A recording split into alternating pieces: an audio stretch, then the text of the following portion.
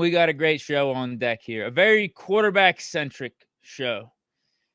3 different topics revolving around quarterbacks, and they all kind of tie in a way. And we're going to start off with Aaron Rodgers. We're going to be real quick with this one. No need to spend a lot of time on this update. It's just Art Rooney giving his patience meter, giving his update on how much patience he has for Rodgers and his decision timeline. We know about a month ago, as you can see here in this tweet from Jeremy Fowler, Rooney said April 1st. Man, that seems like, holy hell, April 1st. That seems like forever ago. And it kind of is. I mean, it's a month and a half ago at this point. He said that Steelers will not wait forever, but a little while longer for Aaron Rodgers. Delivered a similar line on his way out of Wednesday's owner meeting. So he was asked about it again, like what's your status update? Where's your patience level with this Rodgers decision? And he said again, a little while longer. I'll say the same thing. That's about right. It goes hand in hand with what Tomlin said at that coaches symposium about a month and a half ago, when asked about what is the checkpoint, what is the breaking point for Rodgers and when he's here and when you feel like you need to move on. He said somewhere around training camp. He wasn't stressed about OTAs. He wasn't stressed about minicamp. So Art Rooney saying a little while longer, May 22nd, I think goes hand in hand with Tomlin's timeline and what Tomlin has in mind for Rodgers' decision. So not much else there. Rooney did talk about the tush push yesterday. I did mention yesterday's show. We don't have to go over it. I said I would maybe talk about it again for today's show, but it's like I said what I need to say. I think the tush push should have been banned. Rooney did say that Jason Kelce was a big proponent for keeping the tush push, and he might have swayed the boat amongst owners that were on the fence for keeping it. Like there might have been, because I think you had to have, it was 24 votes. They only got 22 to try to ban it. You needed 24 votes to ban it, and they only got 22. So there were 10 other teams that said yes. So maybe about half of those 10 teams, maybe they were on the fence, and Art Rooney thinks Jason Kelce was the one to sway him into keeping the tush push. Probably. I mean, honestly, probably. Not thrilled about it. I see why Jason Kelce wants to keep it, even though he's not playing anymore. His team, the Eagles, are the one that made it famous and utilized it the best. And he was, I mean,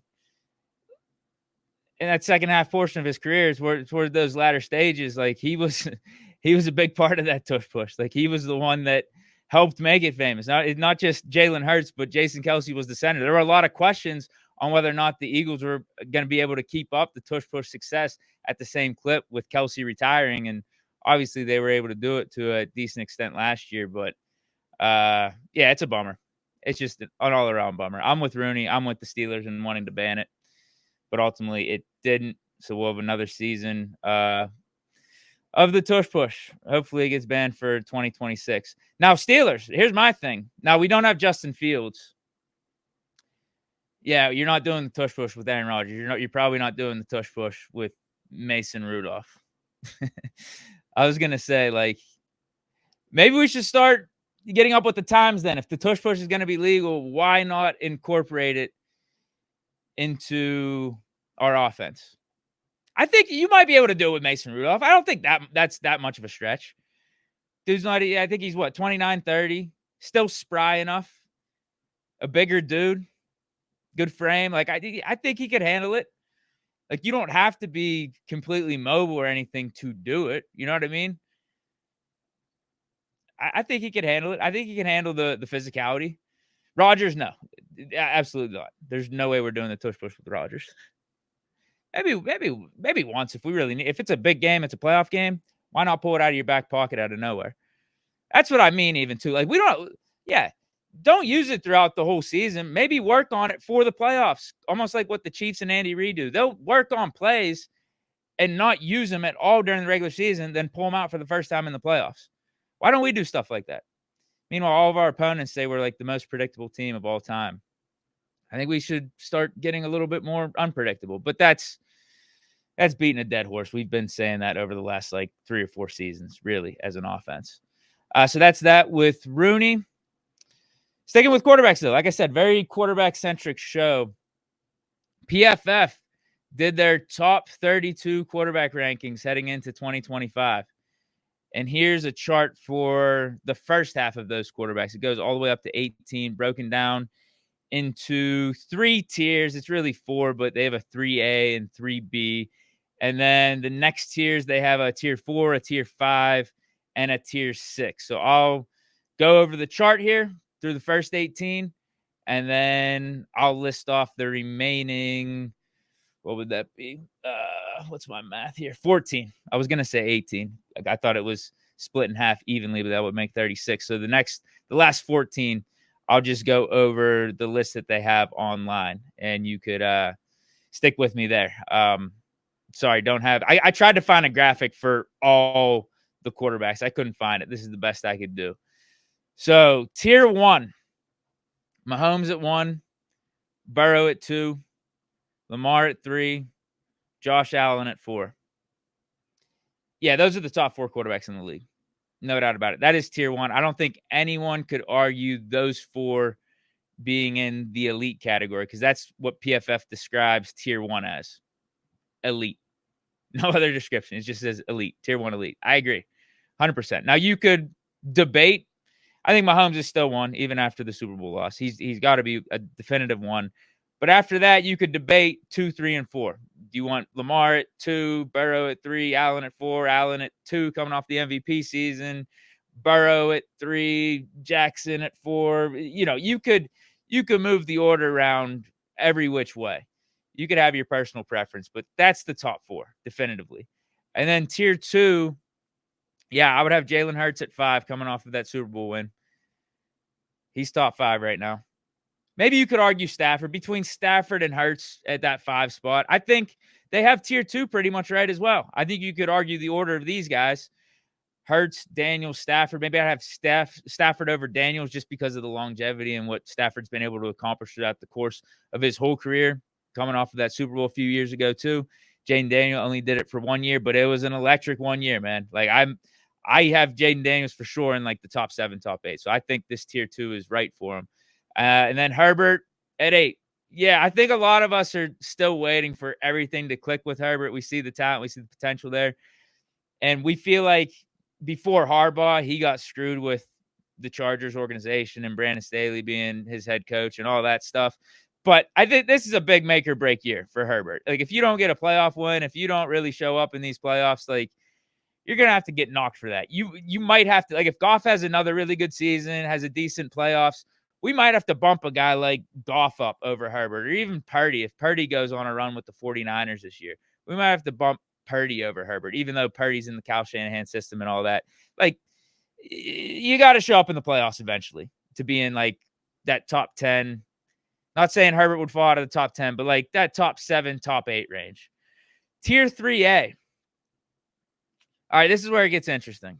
Between tier 3A, tier 3B. Yeah, Goff at 9 is probably right. Geno at 10 seems high. Purdy at 11. That's cool. You can't knock the guy for the playoff success. I know he's in a really nice system when he's got McCaffrey out there. He's got all of his pieces. He plays at a high clip, and he didn't play awful last year when some of those guys were hurt. Let's not get it twisted. He wasn't awful. His QBR wasn't bad. It just wasn't what it was his first couple years in the league. Tier 3B, then you got Jordan Love at 12, Mayfield 13, CJ Stroud 14. See, this is tough. I think all these guys, these guys are all like tier 3. You could probably make an argument. I would probably put Goff at 9, Purdy at 10. Then you're talking about like Jordan Love, CJ Stroud at 11, 12, Baker, Kyler Murray, Geno Smith, Lawrence. Yeah. I mean, Dak and Tua are probably right on that. I think I would have all the guys that they have above Dak and Tua is right. In whatever order you want to do it, be my guest and figure that out. It's just a lot of these guys are in the same spot. You see flashes, you see points where you feel like they really can be the guy for their franchise, but then there's a lot of inconsistency there. I would have definitively, though, Goff out of this whole tier 3, not tier 3A, tier 3B. If you just want to take a whole tier 3, I would have probably Goff, Purdy, Jordan Love, Stroud, and Baker as like the top half of the tier 3. And then after that, again, like I said, I would probably have like Kyler, then Geno or Lawrence, and then Dak, Tua as the last guys. Yeah, so that's it for tier 3.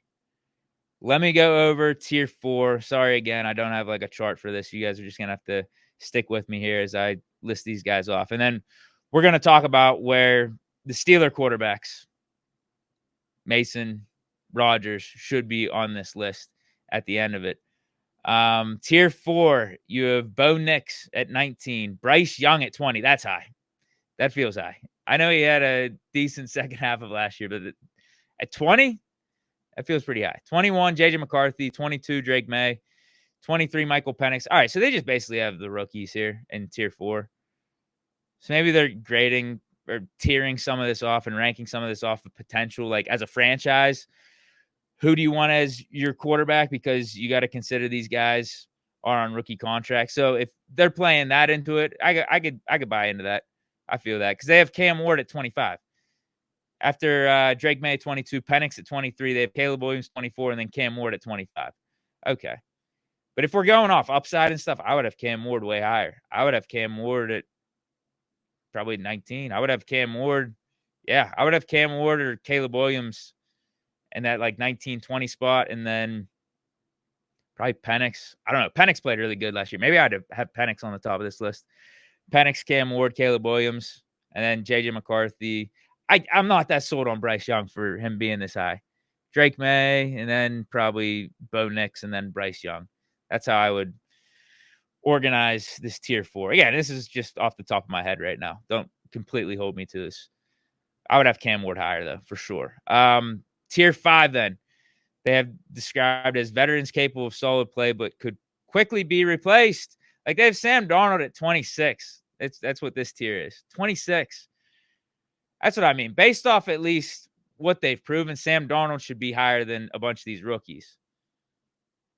Yeah, Sam Darnold should be bottom teens, high 20s. Like, his year last year was good. It didn't end well, but that was a hell of a year. We were talking about him being a borderline MVP candidate.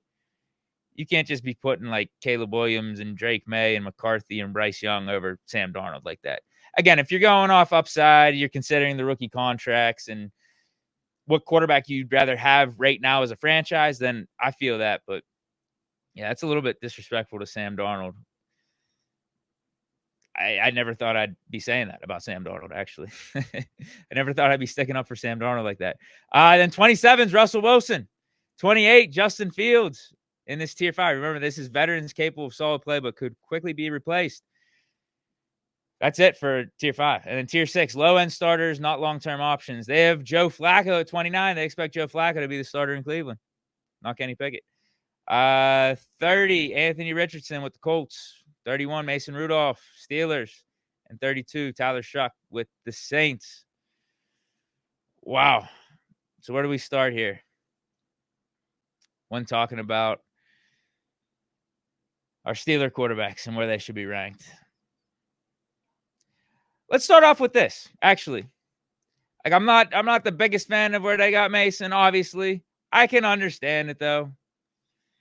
From an outside looking in standpoint, Mason hasn't proven it over a full season. He just had that flash at the end of 2023. It didn't look the prettiest with the Titans, but if you really dig deep with what he did last year with the Titans, you could look at the roster and say it was really subpar, and Mason actually didn't play that bad. If he would have started, I'm telling you, if he would have started for the full year, the Titans wouldn't have been picking number 1. I'll tell you that right now. And I don't think Cam Ward, as much as a stud I think that he is, and he's the truth, he's gonna be that guy. I don't think he's turning around this Titans team in the course of a year where they're making the playoffs and all that. I think they'll be better, maybe 5, 6 wins, 7 wins. A little interesting, but it's not going to be like that. I think that Titans roster is very bad, and it's going to be hard to overcome some of its shortcomings. So Mason actually didn't do that bad. He had a QBR, I've talked about this before, higher than Justin Fields and Aaron Rodgers last year. It was like a 55 QBR. So there's something to that. The QBR isn't the be-all, end-all, but it makes you think a little bit. Like, what would have Russ or Justin Fields have done with that Titans roster? If their QBR was worse than Mason with the Steelers, like what would that look like with the Titans? And if Mason was with the Steelers last year, what if he had better overall stats? I'd say probably. And that's why I want to get to my point here. If you look at this ranking chart, like Mason at 31 isn't far off from where they have Russell Wilson and Justin Fields. Russell Wilson at 27, Justin Fields at 28. Mason Rudolph at 31. Haven't I talked about over the last month or so when mentioning how the Steelers have been handling this offseason and how I've liked how they've handled it, really. Going from building the defense, adding to the offense, et cetera, et cetera. But whenever we're specifically talking about quarterback, it's like, I think they played it right. I really do. By signing Mason to this 2-year deal, essentially 1-year deal for, it's like $3.5 or $4 million per season, as opposed to bringing back Russ and paying him what he got with the Giants, or bringing back Fields and paying him what he got with the Jets, or shelling out $30 million per season to get a Sam Darnold. Bro, a Sam Darnold too in that tier 5. What I say? Now, I do think they disrespected Sam Darnold a little bit, but he's at 26. Like, those 3 guys, Sam Darnold, Russell Wilson, Justin Fields, they're not far off from Mason Rudolph in this tier ranking list heading into the season. And I said multiple times, I don't think it would be that far of a stretch for Mason Rudolph to have a better season than any 3 of those guys if he's given the opportunity. It's not far of a stretch at all. And these rankings go to show that. Sam's at 26, Russ is at 27, Fields is at 28, Mason Rudolph's at 31. But we're paying Mason Rudolph $3.5 million per season. Fields, you're paying him $20 million. Russell Wilson, $10 million, could be up to $20 million in incentive. Sam Darnold, $30 million. And like, there's a case for Mason Rudolph being better than those 3 guys this year and his fit with the Steelers. Sam Darnold, we have the question marks with him. Remember, at the end of the season, kind of choked in big games, and then you wonder, is he going to be able to do it for another team without Justin Jefferson and Jordan Addison and Kevin O'Connell being his coach, right? Those are legitimate questions. Russell Wilson got worse as the season went on, really started to get limited, started to show his age, was very boomer bust with his throws on the outside and his checkdowns. Can't really make every throw that you want at this point. And, that was a struggle for him throughout the course of his career anyway. Throwing over the middle of the field, all that. Like, defenses had him figured out. Defenses had him read. You saw how those last 5 games went. Justin Fields, it's kind of like the same conversation with Mason Rudolph. Fields has more upside, don't get me wrong. And we talked about how Fields could have been a legitimate option for the Steelers and bringing him back and seeing if he could be the franchise guy. But if the Steelers weren't that set on him over that 6-game sample and felt like, he's not worth the money, we don't see the future like that with him. We wouldn't have been opposed to giving him a 1-year trial, but for what the Jets gave him, we'll pass. We'll take our chance with Mason Rudolph. Because it's kind of like the same conversation with both of those dudes. There's certain upside and potential for both players. Fields, again, has more. There's no doubt about it. The arm strength, the mobility, all that stuff. More dynamic, more electric. But you could argue Mason Rudolph's a better pocket passer. So there's points and little parts of Mason's game that you could prefer over Justin Fields. But it's a similar conversation between the two. And if you're not wanting to spend or commit that type of money to Justin Fields and you feel like Mason will be a better fit for you and could be a good guy for Arthur Smith's system, and you're paying him less, you have that familiarity, you have that connection. You saw what he did at the end of 2023 and saved the season, and you saw how all the Steeler players responded to him. Maybe that's a thing. We don't know what's going on behind the scenes. Maybe Tomlin, maybe some of these coaches really remembered how players responded to Mason Rudolph at the end of that season. And maybe they just felt like with Justin Fields in those first 6 games last year, there wasn't the same effect. And if everything's equal, we're talking about similar things with both players and how we got to see it over the course of 17 games. We see upside and potential with both players. Maybe Tomlin remembered, like, man, there was a run with Mason. There was some mojo. There was some moxie there. There was something different about this Mason compared to when he first started out here in 2019. So, like, again, I think this ranking list goes to show I think the Steelers handling this offseason pretty well. Not only from a whole roster standpoint, personnel, turnover standpoint, but specifically from quarterback. Because if it doesn't work out, you're at a spot where it's like, good. Then we got our top 10 pick. Then we know what to do in 2026. I don't think it's going to get to that point. I think we're going to win games with Mason. I think we're going to win games with Aaron Rodgers. I don't think it's going to happen. But I just like how we have something for this year. We actually have some sort of framework. We have some sort of vision for this year that we can compete, give ourselves a decent chance. But if not, we have a ton of flexibility for the future. We're in a really, really good spot, I feel like. For all the criticisms we can have about the Steelers and how we've been doing in the playoffs over the last 7-8 years and how things have looked stale, I like the moves that we've made this offseason from a personnel standpoint. I really do. I think we've set ourselves up for a good spot this year and then in the future. I've been saying that. But speaking of Aaron Rodgers, where should he rank on this list? I'd say tier 3A.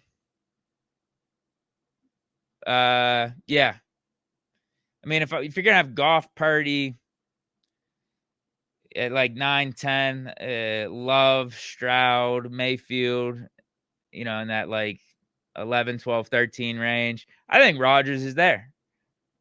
I think you give him the salute for who he is. And the fact, too, that, again, in a down season, he's putting up so-called bad numbers for Rodgers. But if you give any of these other guys those numbers, you're talking about them being the 9th, 10th, 11th quarterback in the league, and you're feeling good about it. You're like, man, those are good stats. Let's give Goff some credit. Let's give Purdy some credit. Jordan Love some credit, right?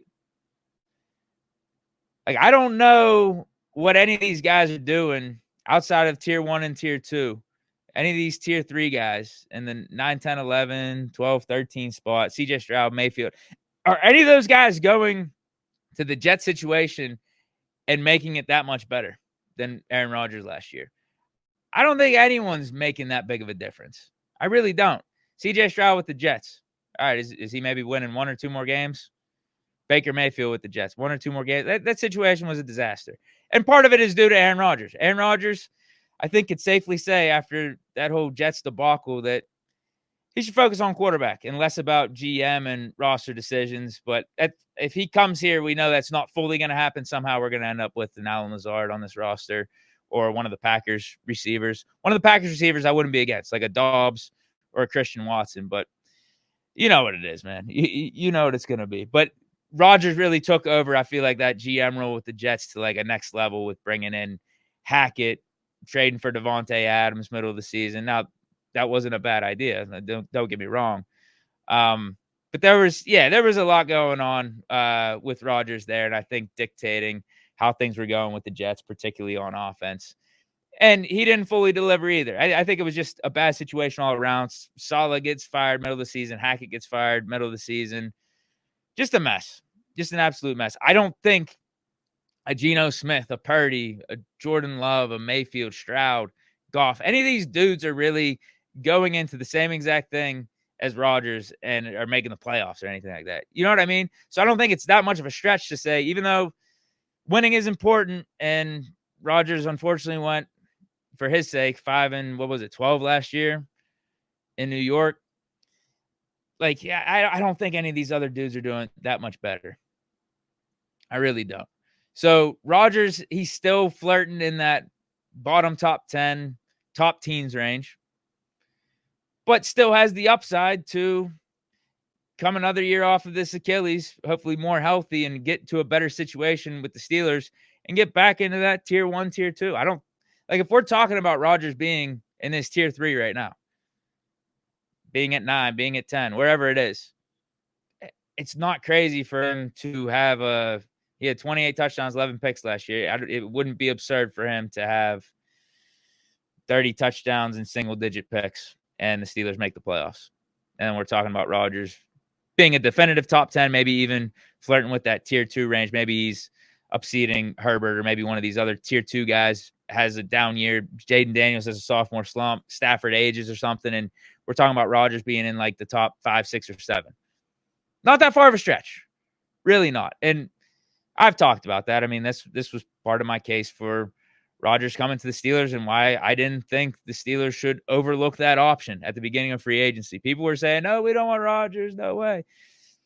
Apparently, the Steelers and me know some ball. It seems like me and the Steelers are on the same page this offseason. We really have been. I'm not going to front. Like I said, we needed to move off of Najee. We needed to do something drastic at quarterback. We needed to take a swing and try to get some elite quarterback play in here. And signing Rodgers and hoping that he returns to form, bringing back Fields, hoping that he develops, or what was my other option? Trading for Stafford. Like those were the 3 things I was willing to do. Now, the Mason wrinkle wasn't expecting. Now that we did that, I'm starting to talk myself into Mason somehow becoming a top 10 quarterback this year. But aside from that, I think the Steelers and I are seeing things on the same page this offseason. Added Caleb Johnson in the draft, fortified this defensive line. The Darius Slay pickup was nice. Maybe would have preferred a younger cornerback. It is what it is. Ain't the end of the world, though. Darius Slay played nice for the Eagles last year. So that's where I got Steeler quarterbacks in this PFF QB ranking. Let me know your thoughts down in the comments. I did have one more topic, but we'll save that for next week, actually. Yeah, I was going to talk some more quarterback stuff. It had to do with Brock Purdy and him getting the extension with the 49ers. There were some radio analysts that critiqued the Steelers. They used the Brock Purdy extension as a way to critique the Steelers and their urgency at the quarterback position. And they were like, man, what are the Steelers doing? Why didn't they go out of their way to try to get Brock Purdy or maybe some of these other quarterbacks that are out there? But we'll talk about that for next week. I'll save that. Hope everyone has a great weekend, though. Yeah, that's it. Talked Rodgers, updated timeline from the owner, Art Rooney, and where his patience level is, and then went over this PFF top 32 quarterback rankings. Let me know your thoughts down in the comments. Stay chilling. Here we go, Steelers. Peace.